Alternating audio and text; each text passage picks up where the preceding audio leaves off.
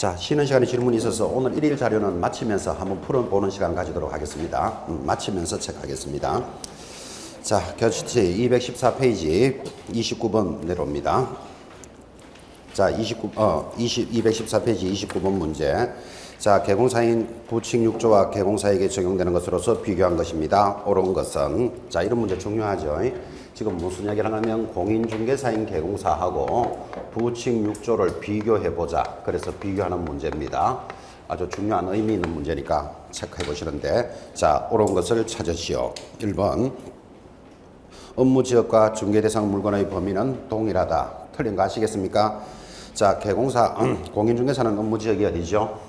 업무지역이 전국을 대상으로 합니다. 부칙 6조는요, 사무소가 있는 시도를 관할 구역을 하니까 다르죠. 동일하다 했으니까 X. 보증 설정 금액은 서로 다르다. X. 같습니다. 얼마씩 해야 됩니까? 1억씩 가입합니다. 3번 벌칙의 적용에 있어서 동일하다. 그렇습니다. 공인중개사는 1년에 1000, 부칙 6조는 3년에 2000 이런 말은 없죠. 답은 3번.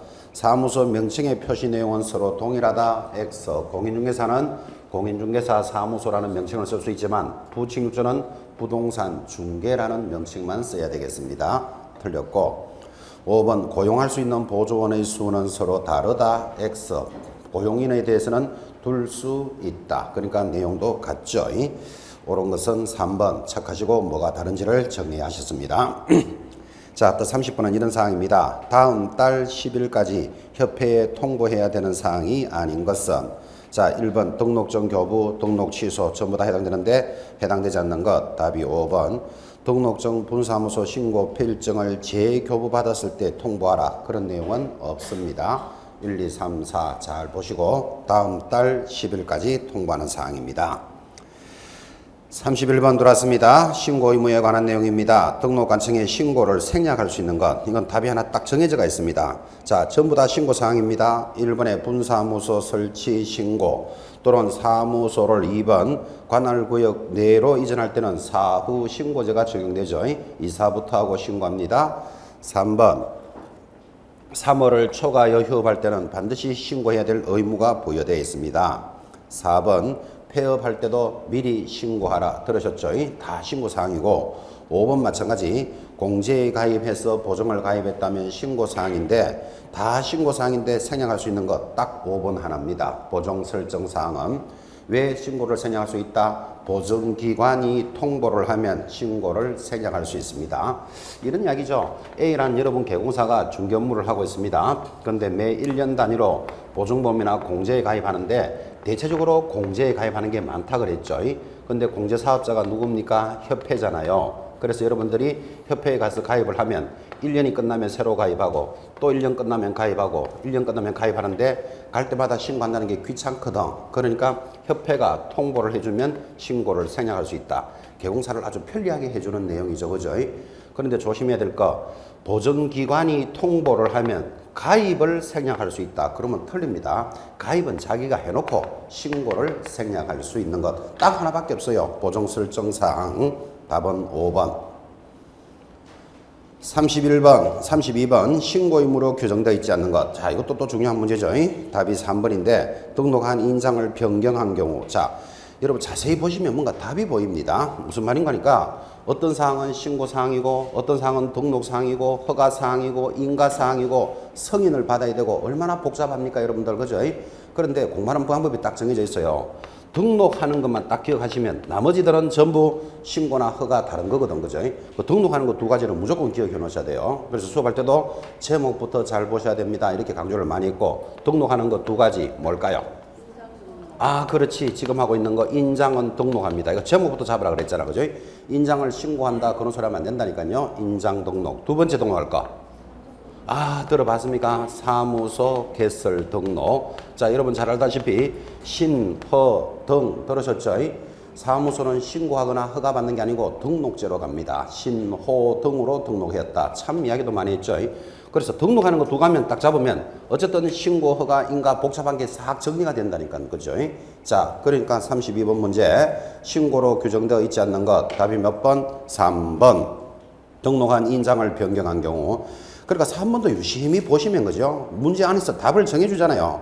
등록한 인장을 변경하면 뭐 한다? 변경 등록합니다. 그 등록이라는 말도 적어주잖아. 그죠? 그래서 여러분들 이런 말이 있어요. 아침부터 공자님 이야기하기가 좀 그런데 우리 공자님 말씀 중에 독서 100편 의자현 이런 말이 있어요. 독서 100편이라는 것은 책을 100번을 읽으면 그 내용을 100번을 읽으면 의자현 스스로 진리를 깨우친다 이런 말이 있어요. 그러니까 무슨 말인지 모르지만 그 내용을 100번만 보면 그게 답이 보인다 이런 취지거든. 그죠? 많이 읽어야 된다는 뜻인데 나중에 본고사 가셔서도 어떤 문제가 하나 나왔는데 이거 도저히 나는 막 모르겠다 찍어야 되겠다. 그럼 그냥 팍 찍지 말고 한 100번만 읽어보라고. 100번 읽어보면 그 5개 중에 자기가 몰라서 그렇지 답은 하나 있다니까 그 자리에. 그죠? 그래서 지금 32번 문제도 만약에 몰랐다 하더라도 3번을 100번만 읽어보라고요. 등록한 인장을 변경하면 이거 뭐 한다? 변경 등록하지 신고하라는 말이 없잖아 지금 이게. 그죠? 뭐 그렇게 정리하셔도 되고. 자 어쨌든 등록하는 건 모두 몇 개? 2개. 인장 등록, 사무소 개설 등록은 등록사항이라는 것. 이건 제목부터 잡으셔야 됩니다. 나머지는 뭐 신고 이런 게 연결되겠죠. 33번 갑니다. 법정기관 중에서 가장 틀리게 설명한 것. 이것도 좀 날짜 문제인데 중요하죠. 1번 개공사는 소공사 또는 중개보조원을 고용하거나 고용관계가 종료된 때는 며칠 내로요? 10일 내로 신고합니다. 1번부터 답입니다. 자 공부해 봅시다. 2번 등록관청 관할구역 안에서 이전했거나 밖으로 이전했거나 이전부터 하고 며칠 내로? 10일 내로 신고합니다. 10일에 동그라미. 3번 자격이 취소된 자 며칠 내로 반납합니까? 7일 내로 반납합니다. 7일 동그라미. 4번 등록된 인장을 변경하면 며칠 내로 변경 등록한다? 7일 내로 변경 등록하여야 한다. 다시 한 번 더 강조합니다. 7일. 5번 개공사가 보증보험금, 공제금 또는 공탁금으로 손해배상을 한 때는 15일 내로 보증보험 또는 공제에 다시 가입하거나 부족하게 된 금액은 어떻게 해야 된다? 채워넣고 해야 된다. 며칠 내로 채워넣으라고요? 15일 내로. 15일에 동그라미. 자, 거기 5번 밑에다가 그죠? 여러분 이렇게 한번 적어봅시다. 지금 최근에 법이 개정된 건데 아마 여러분한테 전달했을 겁니다. 또 특강 시간에도 이야기를 했는데 특강을 못 들은 분도 계실 거니까 그 밑에다가 필기하시기를 이거 하나 필기합니다. 자, 손해가 발생했습니다. 여러분이 손해를 발생했는 의뢰인이라고 칩시다. 개공사가 중개를 잘못해서 2천만 원의 손해가 발생했습니다. 손해가 발생하면 여러분들은 첫 번째 청구할 수 있는 것이 보증기관에 가서 청구할 수도 있고 그 잘못을 한 개공사에게 청구할 수도 있겠죠. 이해하시겠죠?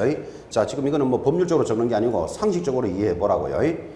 여러분이 손해를 입었다면 어디 가서 청구한다? 기본적으로는 개공사한테 청구할 수 있고 아니면 개공사가 가입한 보증기관에 가서 청구할 수 있을 겁니다. 근데 개공사들이 거의 다 보증은 어디 가입돼 있다? 거의 다 보증보험 또는 공제에 가입돼 있죠. 이해하시겠습니까? 근데 공탁할 수도 있죠. 근데 공탁할 수도 있지만 공탁은 거의 안 한다 그랬잖아요. 자, 그러면 보증기관이라는 것은 보증보험에 가입했으면 보증보험 회사를 갈 것이고 공제에 가입했으면 어디를 가겠습니까? 협회를 가겠죠. 협회가 공제사업 한다 그랬잖아요.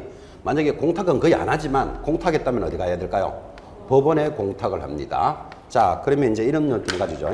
여러분이 손해를 발생했다면, 손해를 입었다면 잘못을 한 개공사한테 가서 야 물어주세요 이렇게 기본적으로 이야기하겠죠. 그러면 개공사가 물어줄 수도 있고 아니면 개공사가 가입한 보증기관이 있다니까요. 근데 대체적으로 어디 가입돼 있다? 보험회사나 협회에 가입돼 있겠죠. 둘 중에 하나를 가는데 시효가 바뀌기를 보증기관에 몇 년 동안 청구할 수 있다고 배웠었습니까? 몇 년? 2년으로 책에는 나오는데 이게 이번에 바뀌기를 3년 동안 청구할 수 있습니다. 그래서 이거 3년으로 기억해 놓으셔야 돼요. 원래 바뀌었어요. 그 3년 동안 청구할 수 있다. 원래 보증보험이나 공제는 2년이었습니다. 근데 이걸 원래는 얼마로 바뀌었다? 3년. 자, 그 다음에 개공사에 가서 청구할 수도 있습니다. 개공사에서 청구할 때는 시효가 몇 년일까요? 개공사에게 저 잘못을 직접 한 개공사에 가서 청구할 때는 몇 년이다? 한 날로부터 얼마? 3년. 한 날로부터 얼마? 10년이 적용됩니다. 요거는 어디서 정하는 거다? 민법에서 정하는 거다. 그래서 여러분들 지금 뭐를 하나 메모하셨는가 하면 손해배상의 발생에 대한 소멸시효를 지금 척하셨습니다. 특강 시간에도 전달을 했지만 특강 못 받은 분도 있으니까 요 보증기간이 3년으로 바뀌었다는 거 꼭 좀 기억해 보시기 바랍니다. 몇 년에서 3년으로 바뀌었다고요? 2년에서 원래부터 3년으로 수정됐습니다. 필기 다 하셨습니까? 그렇게 정리해놓고 요거 원래 나올 가능성도 아주 높습니다. 3년으로 바뀌었다는 것. 자, 다시 34번으로 들어갑니다. 34번 역시 옳은 것을 찾으시오 하고 돌았습니다. 1번 시도지사는 자격증을 양도 저는 수업하는데 필기하고 있습니다. 빨리 필기하십시오. 다 하셨어요? 필기 다 하셨습니까? 자, 수업합시다. 저는 수업하고 있는데 필기하고 있잖아, 지금. 34번 들어갑니다. 공인중개사법의 규정에 대한 내용입니다. 옳은 것은 1번 시도지사는 자격증을 양도대한 자에 대해서 자격을 취소할 수 있다. 맞죠? 할 수 있다 이래 들으면 틀려요. 취소하여야 한다. 아주 중요한 지문입니다. X. 2번 법인의 분사무소에서 사용할 인장의 경우에는 상업등기 규칙에 따라 법인의 대표자가 보증하는 인장을 등록하여야 한다. 이것도 X. 대표자가 보증하는 인장을 등록할 수 있다. 해도 되고 안 해도 되는 사항이죠. 그래서 또 X. 3번 임대중개 의뢰를 받고 임대인과 전속중개를 체결한 개공사는 중개대상물에 관해서 거래정보망의 공시지가에 관한 사항을 공개하지 아니할 수 있다. 맞다. 그때도 공개하지 아니하여야 한다면 틀려요. 임대차 할 때는 공개해도 되고 안 해도 되는데 아니할 수 있다.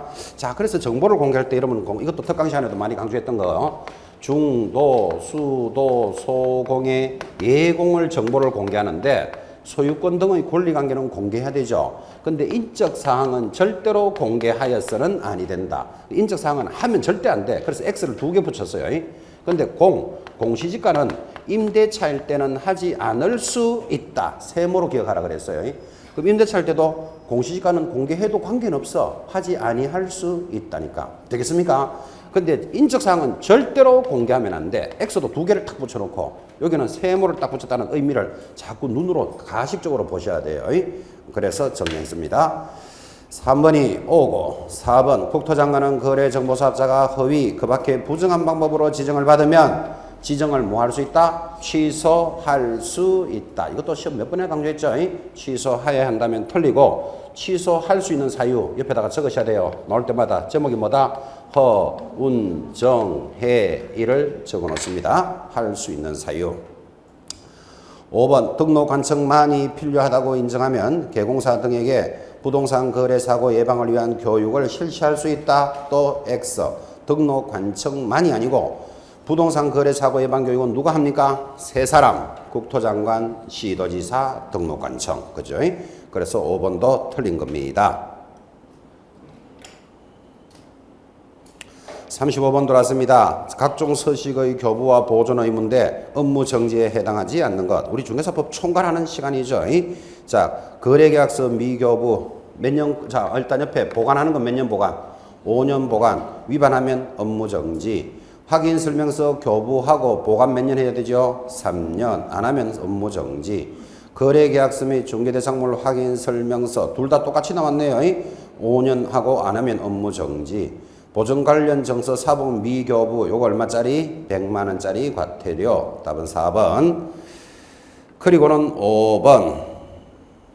5번 전속중개계약서 미보존 얼마? 3년 보관해야 되고 안 하면 업무 정지. 자, 씁니다. 보관해야 되는 거 3가지. 자, 참고로 첫째 뭐 거래계약서, 두 번째요 확인설명서, 세 번째 전속중개계약서, 3개 보관 안 하면 전부 6월에 업무 정지. 자, 그래 놓고 보관기간도 한번 물어보자고요. 거래계약서 몇 년 보관? 5년. 확인설명서 3년. 전속중개계약서 3년. 됐죠? 그거 이야기하고 있습니다. 36번 또 들어왔습니다. 이 법상의 규정입니다. 옳은 것을 찾으시오. 총괄하는 문제입니다.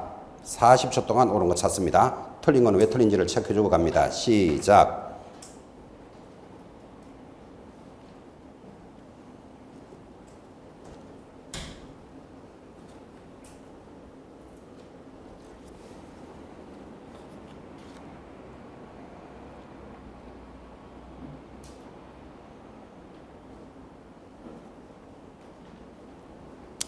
36번 옳은 것 40초 가고 있습니다.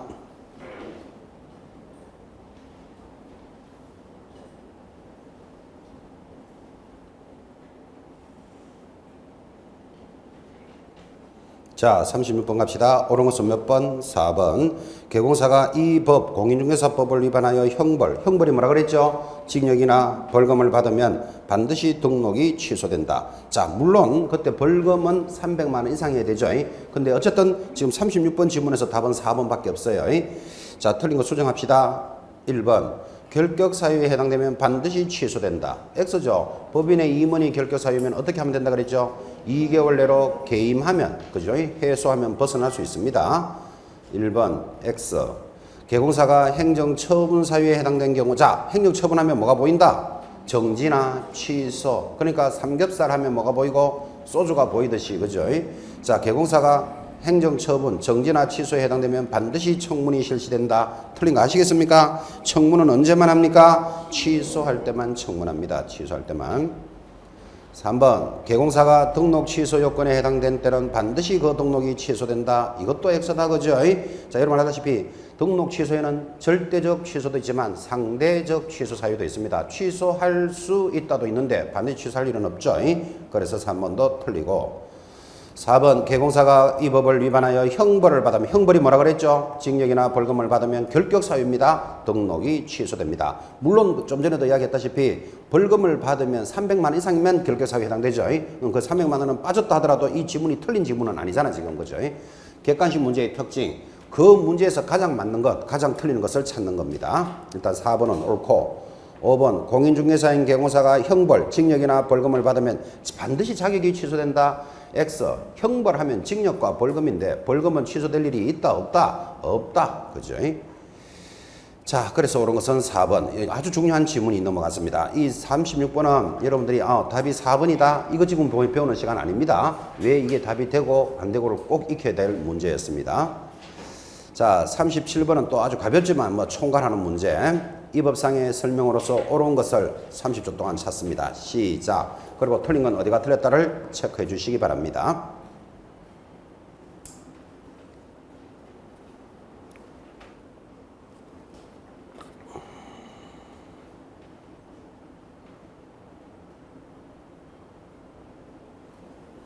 옳은 것 30초 제시했습니다. 틀린 건 어디가 틀렸다를 체크하고 내려갑니다.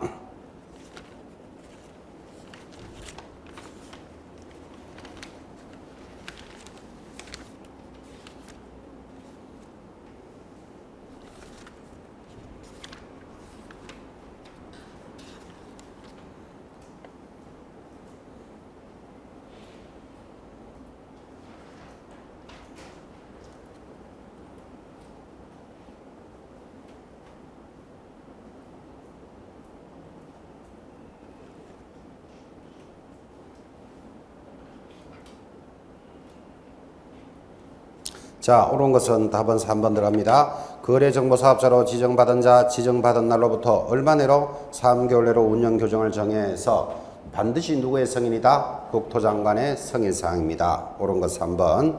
틀린 것 수정하겠습니다. 1번. 등록을 하고자 하는 자 신청일 전 1년 이내에 누가 실시하는? 시도지사가 실시하는. 그래서 모든 실무교육은 시도지사가 실시합니다. 틀렸고 2번 등록 간청은 개공사가 작성하는 거래계획서에 대해서 표준이 되는 서식을 정하여 사용을 권장할 수 있다. 또 이거 어디가 틀렸습니까? 국토장관은 이렇게 나가고 이 조문은 암기해야 된다. 이렇게 여러분한테 요구했습니다.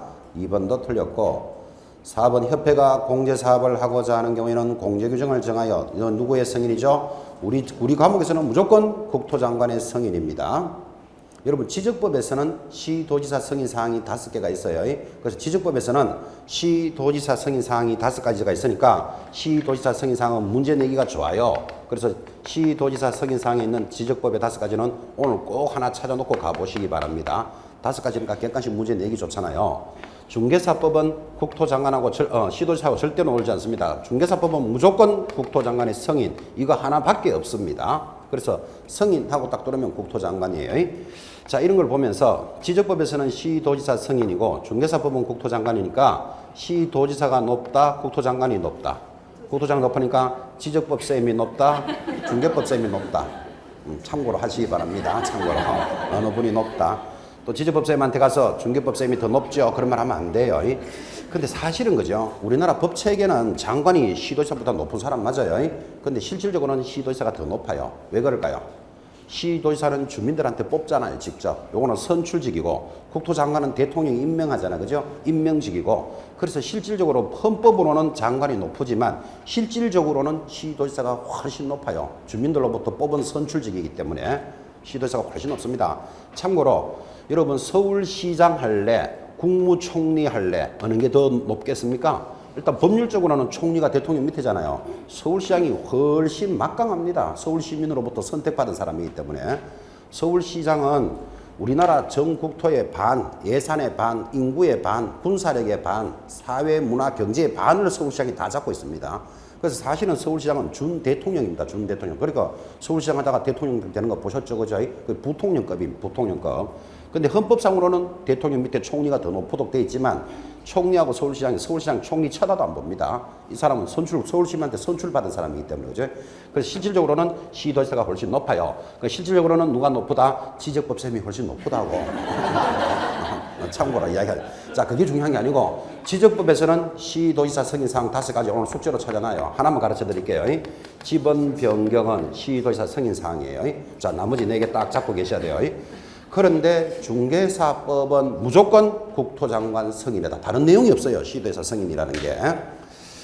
5번 시도지사는 개공사 상호간에 부동산에 관한 정보의 공개와 유통을 촉진하고 거래정보사업자를 지정할 수 있다. 또 X다, 그죠? 거래정보사업자 누구하고만 논다? 국토장관하고만 놉니다. 38번 갑니다. 자, 이 법상의 원칙과 예외 규정으로 오는 것은 참 좋은 문제죠. 참 누가 참 적었는지 책도 잘 만들었죠. 우리 중개사법에서 원칙도 있고 예외도 있어요. 거기에 대해서 옳은 거 찾아봐라. 1번 법인은 반드시 중개업만을 영위할 목적으로 설립되어야 한다. X. 몇 조 업무 할 수 있죠? 14조 겸업 업무도 있다. X.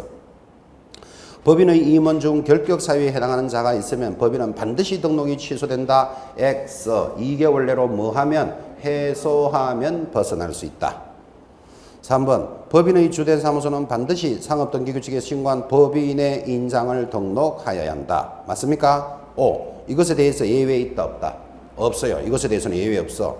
법인은 법인의 인장을 등록해야 돼요. 그런데 4번 전속중개계약을 체결한 개공사 반드시 정보를 공개해야 한다. 그렇지만 비공개를 요청하면 공개하지 않을 수도 있다. 예외가 있다. 이 말이에요. 예외가.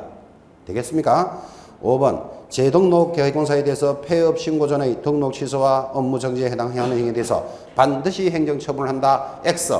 승계를 하기는 하되 취소는 몇 년이 지나면 안 하고 3년이, 정지는 몇 년, 1년이 지나면 하지 않을 수 있다. 원칙과 예외가 적용되어 있잖아요. 그렇죠? 자, 그래서 해당되지 않는 것 답이 3번입니다.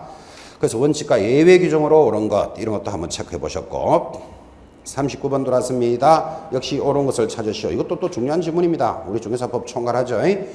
자, 1번 부칙 6조에 규정된 개공사의 업무 지역은 당의 사무소가 소재하는 시, 군, 구를 관할구역으로 하되 벌써 X다, 그죠? 어디로 해야 됩니까? 시, 도를 관할구역으로 합니다. X. 2번 법인의 분사무소는 주된 사무소가 속한 시, 군, 구를 제외한 시, 군, 구별로 설치합니다. 그래서 또 X. 3번 중요한 질문이죠. 주택의 소재지와 사무소 소재지가 다르다면 어디를 따라갑니까? 사무소 소재지를 관할하는 시도 조례. 그 답이 3번. 4번 주택의 보수는 의뢰인 쌍방으로부터 각각 받되 일방으로부터 받을 수 있는 한도는 국토교통부령이 정하는 바에 따라 어디 조례입니까? 시도 조례입니다. 수수료는 항상 시도 조례.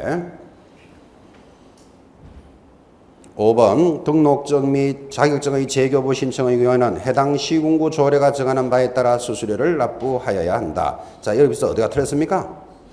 등록증 및 자격증 재교부할 때 자격증 줄 딱 꺼놓고 자격증은 누구하고만 놉니까? 그렇죠. 자격증은 시도지사하고 노니까 시도지사죠. 그 시도 조례. 그래서 지 자체 조례인데 다른 것들은 다 시군구예요. 다시. 지 자체라는 말은 지방자치단체 조례예요.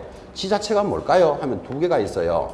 하나는 광역지방자치단체, 하나는 뭐죠? 기초자치단체가 있어요. 이 광역자치단체를 뭐라고 부른다? 특별시, 광역시, 도를 광역자치단체, 시군구를 기초자치단체라 그래요. 자, 우리가 등록증 어디 가서 등록합니까? 시군구에 가니까 시군구 조례예요, 조례.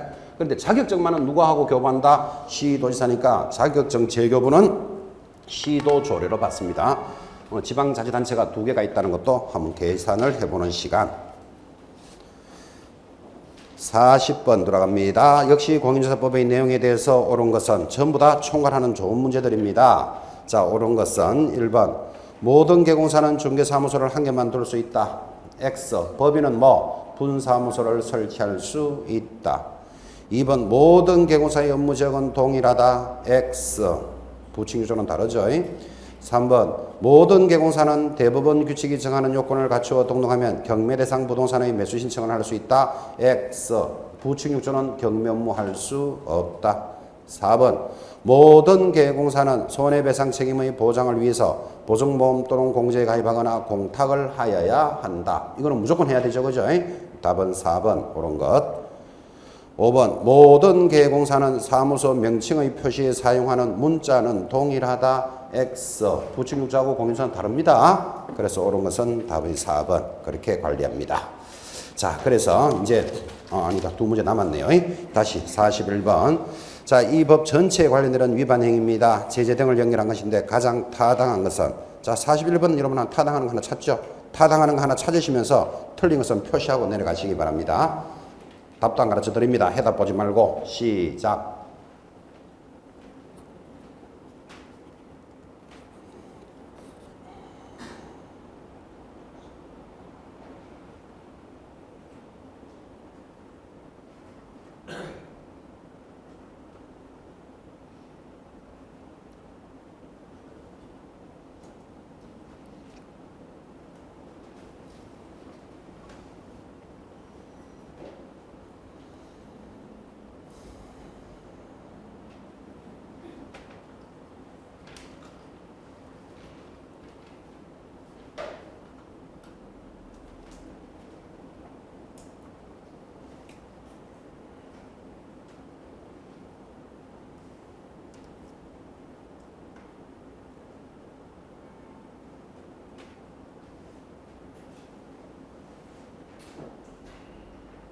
자, 갑시다. 업무 보정을 설명하고 그 정서를 교부하지 않으면 얼마짜리입니까? 100만 원짜리 과태료. 노래 제목이 이보게 할 때 보에 해당됩니다. 5. 틀린 거 수정해야 되죠. 공인중개사 아니면서 공인중개사 얼마? 1년에 1000 틀렸고, 사무소 이전 신고를 하지 아니한 자 이보게 얼마짜리죠? 100만 원짜리 과태료. 업무 정지 처분 기간 중에 뻐적뻐적 업무를 수행하면 얼마짜리죠? 요거는 절대적 취소지 100만 원짜리하고는 관계없죠. 그래서 또 X. 5번 은행과 직접 거래 얼마입니까? 3년에 2천. 그래서 답은 1번. 똑같은 문제가 42번에 연결되어 있고 마무리하는 문제죠. 자, 타당한 거 찾아갑시다. 1번 개설 등록을 하지 아니하고 중개업을 하는 자, 한마디로 뭐죠? 무등록업자 3년에 2천. 이제 이 정도는 암기됐죠. 공인중개사 아니면서 공인중개사 유사명칭 얼마? 1년에 1000. 이전 신고 위반 100만 원짜리 과태료. 3번이 답이 될 거고. 맞습니까? 아니. 타당한 거 찾아야 되죠. 3번 틀렸고. 4번 운영규정 내용을 위반하여 운영규정 위반하면 얼마짜리? 운명이요 100만 원짜리입니다. 틀렸고. 직무상 알게 된 비밀을 누설한 자 얼마? 1년에 1000. 비밀 누설 밑에는 항상 뭐 적어놔야 됩니까? 반의사 불벌죄 적어 놓으셔야 돼요. 비밀 누설은 반의사 불벌죄가 적용된다. 자, 반의사 불벌죄가 무슨 뜻이죠? 피해자의 명시한 의사에 반하여 벌하지 않는다. 반의사 불벌죄가 적용됩니다. 자, 그러면 여러분 지금 거기 그 질문에서 이래 나오면 뭐라고 대답하실래요? 직무상 알게 된 비밀을 누설한 중개보조원에게 처벌을 원하지 않으면 죄가 뭘까요? 얼마짜리? 자, 다시 질문을 너무 깊게 했다. 비밀 준수 위반 제재가 뭡니까? 1년에 1,000입니다. 1년에 1,000만 원 비전공할 때 B. 그런데 중개보조원이 비밀준수를 위반하였으나 의뢰인이 처벌을 원하지 않는다. 뭐에 해당될까요? 그렇지. 1년에 1,000 하면 틀린다 이 말이에요. 뭐가 적용되어 있다? 반의사 불벌죄가 적용돼요. 비밀준수만 보면 1년에 1,000 팍 찍으면 안 돼요. 피해자가 처벌을 원하지 않는다면 뭐 제재가 없다. 됐죠? 비밀을 누설했더라도 되겠죠? 그래서 비밀준수는 뭐가 적용된다? 반의사 불벌죄가 적용되는 것도 하나 기억해 놓으셔야 된다. 지금 그 뜻입니다. 자, 그렇게 해서 여러분들은 지금 긴 시간 동안 이제 벌칙과 행정처분 지난주에서 계속 반복해 오는 시간을 가졌습니다. 이제 이어지는 시간이 중개실무편이 출발합니다. 항상 실무편에 출발하면 이렇게 소개했죠. 이 단원을 소개하기를 우리 과목은 법령 및 실무다라는 과목입니다. 모두 몇 문항이 출제된다? 40문제가 출제되는데 지금까지 여러분들은 머리 지나도록 공부하셨습니다. 법령에 관한 건 몇 프로 나온다? 70% 출제하고 지금부터 공부할 실무가 30% 출제합니다. 40문제니까 4, 7, 28, 28문제 나오겠죠. 4, 3, 12, 12문제가 나옵니다. 자, 그런데 우리는 항상 이 과목을 공부해서 80점을 받아라 그랬습니다. 왜? 80점을 받아서 어려운 과목이 40점만 나오더라도 합격 점수에 해당되는 점수다. 그래서 80점을 고득점이라 합니다. 제가 이래 이야기하니까 그죠? 공부도 안 하면서 90점 받으면 안 됩니까? 이래 이야기합니다. 아, 그래 90점 받아도 되죠. 근데 90점 받아서 다른 과목을 30점 받으면 되는데 30점 받는 순간은 나가래죠. 지금 그죠? 그러니까 90점 받아도 무조건 40점은 나와야 돼. 그럼 10점 남길 필요도 없다니까요. 그래서 우리 과목은 80점만 받아야 되는데 여러분 지금까지 법령에서 70%니까 다 맞는다 해도 70점이잖아요. 그럼 80점을 받으려면 실무에서 점수를 못 받으면 절대로 뭐가 나온다? 고득점이 안 돼요. 근데 70%가 나오는데 다 맞는다는 보장은 없잖아. 시험이라는 게. 그죠? 이게 한 60점 나왔다 치고 실무를 20점을 받아야 80점이 되니까 실무 12문제 중에 8개는 무조건 맞추셔야 돼요. 8개니까 한 4개 정도는 틀려도 되겠죠. 자, 그런데 만약에 우리 이 과목이 원래 어렵게 나왔다라는 평가를 만약에 한다면 어렵게 나왔다면 어디를 어렵게 낸다? 실무를 어렵게 냅니다. 실무는 듣도 보도 못한 문제도 들어옵니다. 왜 그런가 하면 법령은 아무리 지가 어려워봤자 그 범위 안에서 어렵게 내잖아요. 그러니까 범위가 딱 정해져 있습니다. 법령이. 그리고 누가 뭐라 그래도 여러분들이 공부하는데 법령 점수가 따기가 제일 낮습니다. 누가 뭐라 그래도 지금까지. 자, 그런데 실무는 어렵게 내면은 저구석진 문제라든지 민법, 개론, 공법의 구석진 문제를 올린다고요. 왜 이렇게 어려운 문제를 냈는데 하고 물어보면 실제 업무에서 만날 수 있잖아. 이러면 할 말이 없다고. 실무에 들어가는 범위이기 때문에. 그죠? 그래서 어렵게 냈다면 실무를 어렵게 내니까 지금부터 공부하는 실무를 잘해야 됩니다. 이 뜻인데 사실은 어렵게 내더라도 12문제를 다 어렵게 낼 일은 절대로 없겠죠. 그죠? 그래서 한두 개 어렵게 들어와요. 그럼 한두 개 어렵게 들어온 건 사실 포기해도 돼. 그거 굳이 맞추려고 머리 싸맬 필요 없죠. 그래서 8개는 맞추시는데 서너 개는 당연히 어렵게 들어온다고 생각하셔야 돼요. 그래서 실무가 어렵게 들어오면 어렵게 나옵니다. 그래서 지금부터 출발하는 실무를 잘 받아야 되니까 반드시 출제될 수 있는 거 기본적인 문제는 놓치면 안 된다고요. 그런 위주로 강조하면서 수업이 진행될 겁니다. 자, 실무의 서론입니다. 가볍게 1번 문제 봅니다.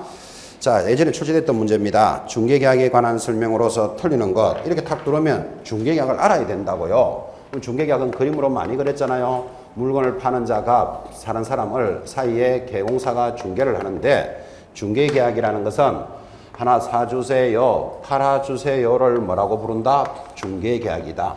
자, 이 중개계약에서부터 실무가 출발되니까 이 중개계약에 대해서 지금 설명하는데 틀리는 것을 찾아봐라. 자, 1번 중개계약은 중개대상물의 매매, 교환, 임대차, 그 밖의 권리의 덕실 변경을 하도록 하는 의뢰인과 계공사 간의 계약이다. 맞습니까? 의뢰인과 계공사 간의 계약이다. 5. 이런 중개계약은 구두로도 할 수 있으나 전속 중개계약 체결 시 반드시 법정 서식을 사용해야 되고 전속 중개는 법정 서식이 있습니다.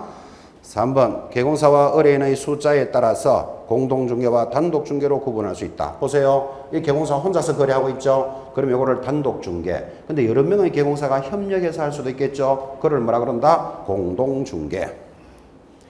2번 중개계약에 관한 설명입니다. 역시 틀리는 것은 1번 전속 중개계약은 법정 서식에 따라야 한다. 5. 2번 중개계약 시 유상임을 명시하지 않더라도 보수 청구권은 인정된다. 이 중요한 판례입니다. 5. 이 계공사가 이 아파트를 팔아주면 수수료가 200만 원입니다. 라고 말하지 않았더라도 당연히 수수료는 청구할 수 있다. 5. 3번 우리나라에서는 일반 중개계약보다 전속 중개계약이 업무 범위나 책임 소재를 명확히 할 수 있어서 주로 이용되고 있다. 틀린 거 아시겠습니까? 우리는 주로 더 많은 게 뭡니까? 일반 중개계약이 훨씬 많습니다. 틀린 것 3번. 순가 중개계약을 체결했더라도 법정 수수료를 초과하여 받지 않으면 처벌할 수는 없다. 맞습니까? 그래, 이런 질문 중요하죠. 4번. 국토장관은 일반 중개계약의 표준이 되는 서식을 정하여 사용을 권장할 수 있다. 그래서 다 맞는 것. 기출문제 보고 있습니다. 자, 3번 문제는 기출문제니까 여러분이 하나 풀도록 하겠습니다. 해답 가리고 틀리는 것을 30초 동안 찾습니다. 시작. 많이 이야기했던 내용입니다.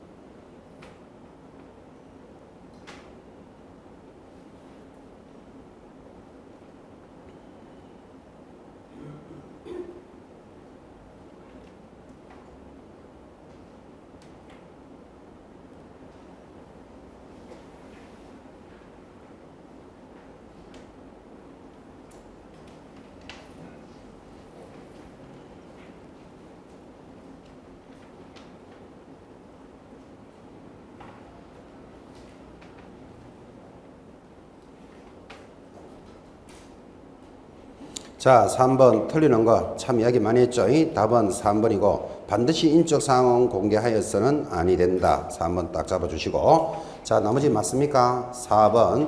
개공사는 의뢰인과 전속중개를 체결한 때는 뭐를 체결했다고요? 전속중개를 체결한 때는 2주일에 1회상 업무 처리 사항을 문서로서 통지합니다. 그 2주일에 1회 이런 것도 중요하고, 특히 동그라미 5번. 중개의뢰인은 개공사와 일반 중개계약을 체결하였다 하더라도 중개대상물의 거래에 관한 중개를 다른 개공사에게도 의뢰할 수 있습니다. 이게 일반 중개계약의 특징이죠. 틀린 것은 3번 가볍게 정리했고. 자, 넘어가서 이번에는 18회 기출 문제입니까? 중개계약에 대해서 역시 틀리는 것을 찾으시오. 공부하고 있습니다. 1번. 개공사 A는 매도인 B와 5개월간의 전속 중개계약을 체결하고 B의 요청에 의해서 정보를 비공개로 하기로 하였다. OX, O. 자, 여기서 잡아야 될 거. 원칙은 3개월이지만 당사자 약정에 따라서 5개월 할 수도 있고, 정보는 비공개를 요청하면 공개하여서는 아니 된다. 이렇게 갑니다. O. 2번 개공사 C는 의뢰인 D와 일반 중개계약서를 작성하였고 그 계약서의 거래 예정 가격에 대한 보수도 기재하였다. 잘했다. O. 우리는 일반적인 중개계약서 여기 보고 계시죠? 이런 일반적인 중개계약서에 필수 기재사항이 있고 필수 기재사항이 뭐다? 물가, 수, 준을 반드시 기재해야 된다. 들어봤습니까? 중개 대상 물의 위치와 규모, 예정 가격, 예정 가격이 적었을 때 보수를 적어야 서로 당사자들이 분쟁이 안 일어난다니까요. 그리고 준수사항, 지켜야 될 사항, 그죠? 물가, 수, 준을 반드시 기재하라 그랬습니다. 3번 등록관청은 국토교통부령에서 정하고 있는 전속중개사에 의하지 아니하고 전속중개가를 체결하였다는 이유로 개공사에게 자 전속중개계약서 딱 들어오면 자동으로 얼마? 6월 이하의 업무정지니까 3개월의 업무정지를 받을 수도 있겠죠. 5. 개공사가 전속중개를 체결한 때는 몇 년 동안 보존해야 됩니까? 3년간. 옆에다가 위반 시 적어놓고 보존 안 하면 무조건 전속중개 서 들어가면 6월 이하의 업무 정지예요. 6월 이하. 이거 했잖아요. 여기 보면.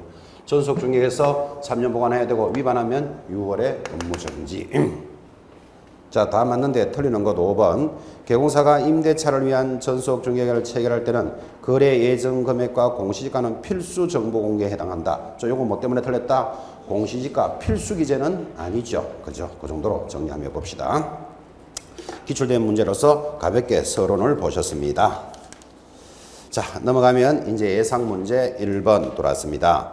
리스팅이란 일반적으로 중개계약 또는 중개의뢰 접수로 사용된다. 자, 이거 하나 보셔야 됩니다. 지금 우리 중개계약에서부터 실무가 출발하잖아요. 하나 사주세요, 팔아주세요가 중개계약인데 실무에 오면 이것을 다른 말로는 뭐라고 부른다? 리스팅이란다. 이런 말 하나 더 넣어야 돼요. 리스팅이 뭐다? 중개계약이다. 이런 뜻이에요.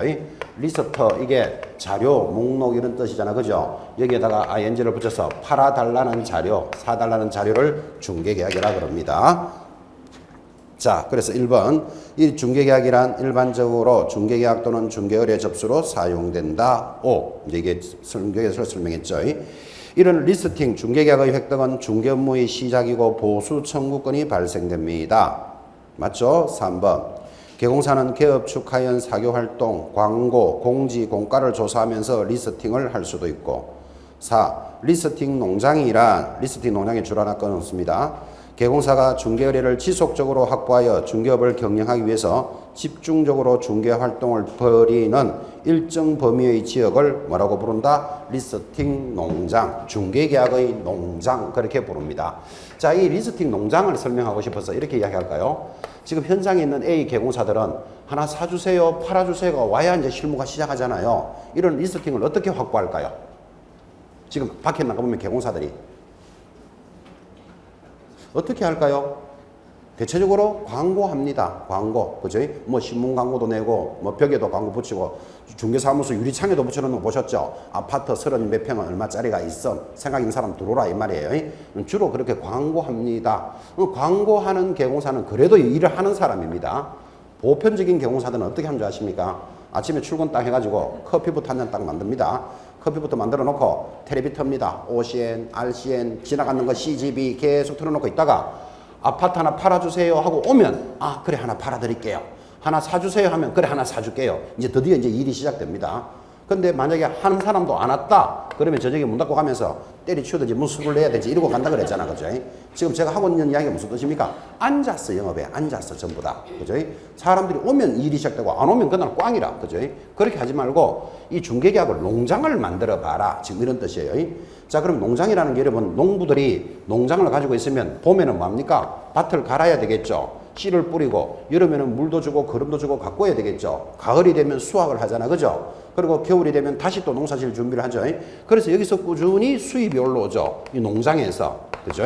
자, 그러면 이렇게 농장이 있듯이 리스팅 중개계약도 농장을 관리해라. 그럼 예를 들면 이게 500세대 아파트 단지다. 그럼 얼마나 만들기도 좋아요. 좋다. 이 500세대를 내 농장으로 하겠다. 그러면 아침에 개공사가 일어나면 이 농장을 자기가 아파트 땅을 관리하듯이 계속 관리해 줘야 되겠죠. 그 쓸데없는 광고 붙어 있으면 떼내고 내 거 갖다 붙이고, 그죠? 내 농장이니까, 그죠? 그리고 여기 있는 고객들하고 친해야 되겠죠. 아침 저녁으로 인사도 하고 모임에도 참석하고 이렇게 다니다 보니까 이 농장을 내 농장으로 꾸준히 관리를 하다 보면 하루 이틀 만에는 표시가 안 나지만 오랫동안 관리하니까 이 500세대 중에서 5년마다 한 번씩 사람들이 이사가 일어나더라. 그러면 500세대가 5년마다 일어나니까 매년 몇 세대는 100세대는 이사한다 이 말이잖아. 그죠? 100세대 중에서 내가 2분의 1은 내 고객으로 만들 수 있다. 그럼 50세대. 그럼 한 번 움직일 때마다 수수료가 100만 원이니까 5천만 원의 순수입을 이 농장에서 꾸준히 받아들이겠다. 그러면 농장 관리를 잘해야 되니까 이런 문제도 나올 수 있죠. 리스팅 농장을 관리하려면 입주자 대표라든지 동대표와 친하게 지내야 된다. OX. 그럼 협력자를 잘 구해놔야 된다. 이런 말이겠죠. 그죠? 그래서 꾸준히 앉아서 영업하는 게 아니고 내가 농장 관리를 해봐라. 이게 리스팅 농장입니다. 자. 그러면 그게 이해가 됐다면 4번 지문 되나요? 리스팅 농장이란 개공사가 중개의뢰를 지속적으로 확보하여 경영하기 위해서 집중적으로 중개 활동을 벌이는 일정한 범위의 지역을 말하는 것이다. 되겠죠? 그죠? 자, 이제 틀리는 게 5번 들어옵니다. 일반 중개계약의 경우 의뢰인이 다른 개공사에게도 중개를 체결하고 다른 개공사가 중개 완성하면 당사자 간의 중개계약은 해지되는 것은 아니다. X. 다른 사람하고 계약해버리면 자기하고 했던 계약은 뭔다? 없는 것이 되죠. 해지됩니다. 틀리는 것 5번. 하나만 더 하고 잠깐 쉽시다. 2번. 실무의 범위에 대한 내용입니다. 틀리는 것은 많이 이야기했습니다. 실무의 범위는 여기 한번 보십시오. 우리가 중개 실무, 실제 업무는 어디서부터 시작한다가 하나 사주세요, 팔아주세요에서부터 시작해서 계약이 체결되면, 즉 중개가 완성이 되면 실무는 끝난다 그랬잖아요. 그때 중개가 완성된다는 말은 뭐를 주고받는다? 계약금을 주고받는 거예요. 그러면 계약금까지가 우리 실무예요. 자, 그러면 계약금 후에 일어나는 거 뭐? 중도금, 잔금 또는 등기 이전 업무는 실무에 들어간다, 안 들어간다? 안 들어간다. 이행 업무는 실무가 아니다. 얼마나 전달 많이 했던 내용입니다. 자, 그러니까 해당되는 것으로서 틀리는 것 답은 5번. 중도금, 잔금, 등기 이전, 또 확정일자를 받아주는 것. 이런 것들은 다 계약이 체결되고 난 뒤에 일어나는 것들이죠. 이행행위에 관여하는 행위는 실무에 포함하지 않는다. 나머지 1, 2, 3, 4가 중개계약에서부터 계약 체결할 때까지의 모습이 연결이 되어 있습니다. 틀리는 것 5번 잡아놓으시고 잠깐 쉬었다가 실무 이론편 계속 들어가겠습니다.